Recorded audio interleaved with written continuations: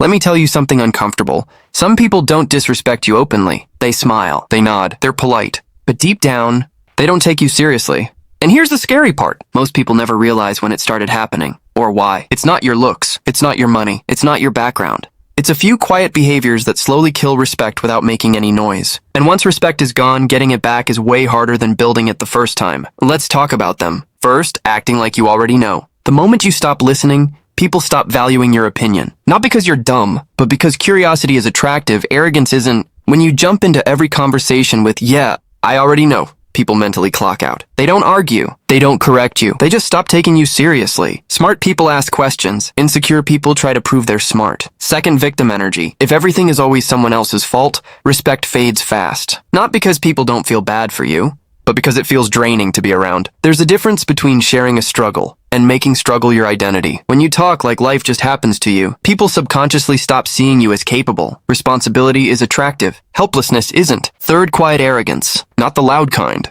The subtle kind that sneaks in unnoticed. Turning every story back to yourself. Giving advice nobody asked for. Trying to sound impressive instead of being present. People won't call you out. They'll just slowly disengage. Respect doesn't come from speaking more. It comes from knowing when to shut up. Fourth, constant complaining. Everyone vents sometimes. That's normal. But when negativity becomes your default setting, people pull away. Not because you're wrong, because your presence feels heavy. Here's the truth most people won't say out loud.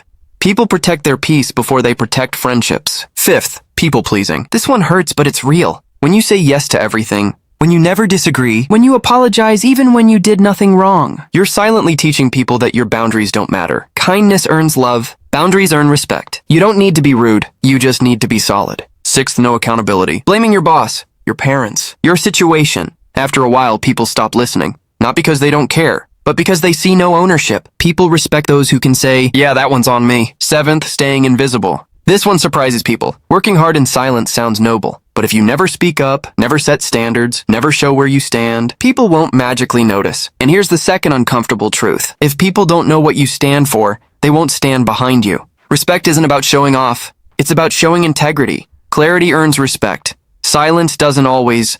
Here's the bottom line. Respect isn't demanded. It's taught.